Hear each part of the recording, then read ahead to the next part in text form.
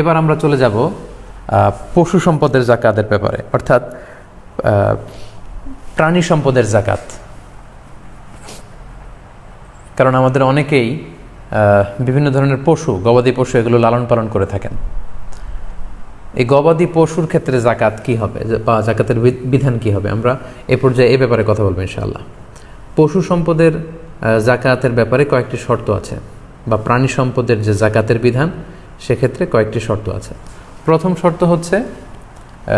কথা হচ্ছে যে কোনো পশুকেই বা যে কোনো প্রাণীকেই কিন্তু আল্লাহ তাআলা জাকাতের আওতাভুক্ত করেনি, বরং বাহিমাতুল আনআম, যেগুলো গবাদি পশু, গৃহপালিত পশু যেগুলো, যেমন ছাগল, ভেড়া, গরু, মহিষ, উট, এই জাতীয় পশুগুলোকে আল্লাহ তাআলা জাকাতের আওতায় করে দিয়েছেন। এবং এই পশু সম্পদের বা প্রাণী সম্পদের জাকাতের ক্ষেত্রে তিনটি শর্ত আমাদেরকে খুব ভালো করে বুঝতে হবে। প্রথম শর্ত হচ্ছে এই প্রাণীগুলো সাইমা হতে হবে। সাইমা মানে হচ্ছে যে প্রাণীগুলোকে খাওয়াতে আপনার কোনো খরচ হয় না, বরং এই পশুগুলো বা এই গবাদি পশুগুলো বা প্রাণীগুলো বিলে যে বা চারণভূমিতে যে কিংবা চড়ের ঘাস লতাপাতা এগুলো খেয়ে, বিলে চড়ে চারণভূমিতে সেখানে যে লতাপাতা বছরের বেশিরভাগ সময় এভাবে মাঠের ঘাস খেয়ে বা বিলের, হাওড়ের বা চড়ের চারণভূমির ঘাস খেয়ে লতাপাতা খেয়ে যে পশুগুলো জীবন ধারণ করে সেগুলোর ক্ষেত্রে জাকাত হবে। যে পশুগুলোকে আপনার ভুসি খাওয়াতে হয়, গম খাওয়াতে হয়, অনেক খরচ করতে হয় এগুলোর পেছনে, ওই পশুগুলো জাকাত হবে না, এগুলো জাকাতের আওতার বাইরে। প্রাণী সম্পদের জাকাতের ক্ষেত্রে 2 নম্বর শর্ত হচ্ছে 1 চান্দ্র বৎসর পূর্ণ হওয়া। মানে এই গরু, ছাগল, ভেড়াগুলো যেগুলো জাকাতযোগ্য সেগুলো 1 বছর আপনার হাতে থাকতে হবে, বছরান্তে, বছর শেষে আপনি জাকাত দেবেন। 3 নম্বর শর্ত হচ্ছে গরু, ছাগল, ভেড়ার বা প্রাণী সম্পদের জাকাতের একটা নেশাব আছে। 2-4-5টা গরু থাকলেই যে আপনার জাকাত দিতে হবে এমনটা নয়, একটা নেশাব আছে। প্রাণী সম্পদের ক্ষেত্রে বা পশু সম্পদের ক্ষেত্রে নেশাবটা কি সেটা খুব সংক্ষেপে আপনাদেরকে একটু বলি। যেমন ছাগলের ক্ষেত্রে 20-25টা ছাগল থাকলেই যে জাকাত দিতে হবে এমনটা না, কমসে কম 40টা ছাগল থাকতে হবে। 40টা ছাগল যখন আপনার থাকবে তখন আপনাকে জাকাত দিতে হবে। এবং এই 40টা ছাগল এগুলোকে খড় বা ভুসি বা ঘাস বা এগুলো কিনে আপনাকে খাওয়াতে হয় না, বরং চারণভূমিতে, হাওড়ে, বিলে, মাঠে যে ঘাস খেয়ে এগুলো জীবন ধারণ করে, এরকম হতে হবে। যদি এরকম হয় এবং পুরো 1 বছর আপনার কাছে থাকে, তাহলে 40টা যদি ছাগল হয়, বছর শেষে আপনি একটা ছাগল আল্লাহর রাস্তায় জাকাত দিতে হবে। তারপর 40টা থেকে শুরু করে 120টা পর্যন্ত কোনো জাকাত নেই। 120টা যখন হবে তখন 2টা জাকাত, এইভাবে হিসেব আছে হাদিসে, যেটা কারো ক্ষেত্রে যদি প্রযোজ্য হয় তারা ব্যক্তিগতভাবে কোনো মুফতি বা কোনো ভালো আলেমের কাছ থেকে হাদিসের সেই লিস্টটা জেনে আপনারা জানতে পারবেন। গরু বা মহিষের ক্ষেত্রে 10-15টা গরু থাকলে যে বা মহিষ থাকলেই জাকাত দিতে হবে এমনটা না, কমসে কম 30টা। গরুর জাকাতের নিসাব হচ্ছে কমসে কম 30টা গরু থাকলে জাকাত দিতে হয়।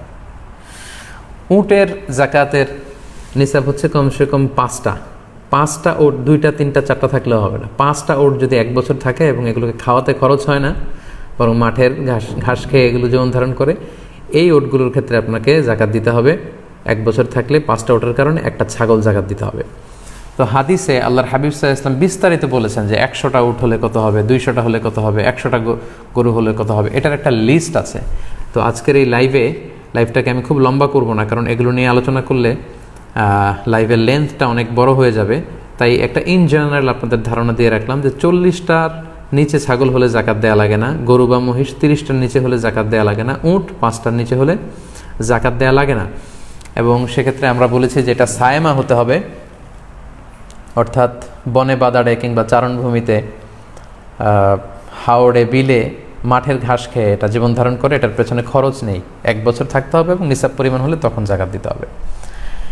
এখন সেই হিসাব করলে তো আমাদের বাংলাদেশে যারা গরু পালে, যারা ছাগল পালে, তাদের তো জাকাতই দেয়া লাগে না। তারা কি করবে? যেমন যারা গরুর দুধের ফার্মের বিজনেস করে, যারা ছাগলের দুধের ফার্মের বিজনেস করে, তাদেরকে জাকাত দেয়া লাগবে না? হ্যাঁ, লাগবে। তাদের পশু সম্পদের যে হিসাব, সেই হিসাবে জাকাত দেওয়া লাগবে না, তাদেরকে এগুলো ব্যবসায়ের সম্পদ হিসেবে জাকাত দিতে হবে, যেগুলো আমরা গত লাইভে আলোচনা করেছি।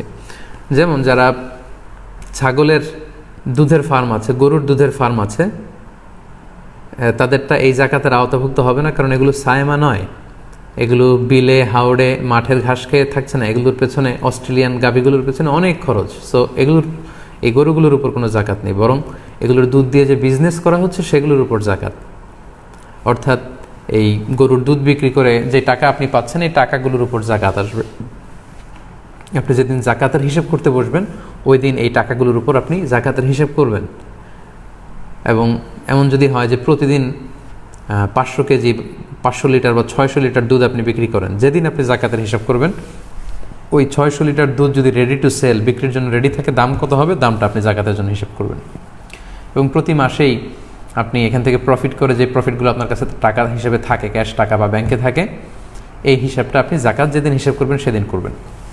তাহলে আমরা বুঝলাম যে আমাদের বাংলাদেশের যারা গরু ছাগল পালন করে, তাদের অধিকাংশের ক্ষেত্রেই বা বেশিরভাগের ক্ষেত্রেই এই প্রাণীগুলোর উপর কোনো জাকাত নেই, বরং তারা যে ব্যবসা করছেন এই ব্যবসার উপর জাকাত। আর ব্যক্তিগত দুধ খাওয়ার জন্য যে চাষাবাদ করা হয় সেগুলোতে কোনো জাকাত নেই।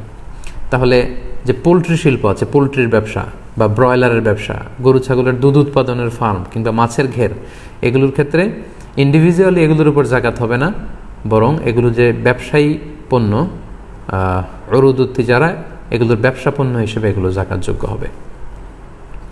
তাহলে প্রিয় ভাই এবং বোনেরা, সংক্ষিপ্ত পরিসরের প্রাণী সম্পদের বা পশু সম্পদের জাকাতের ব্যাপারে আমি যে ব্যাপারগুলো আপনার কাছে উল্লেখ করলাম, আশা করি আপনাদের কাছে ক্লিয়ার হয়েছে যে ফসলের জাকাত আপনারা কিভাবে আদায় করবেন এবং পশুর জাকাত আপনারা কিভাবে আদায় করবেন। আশা করি আপনাদের কাছে ক্লিয়ার হয়েছে।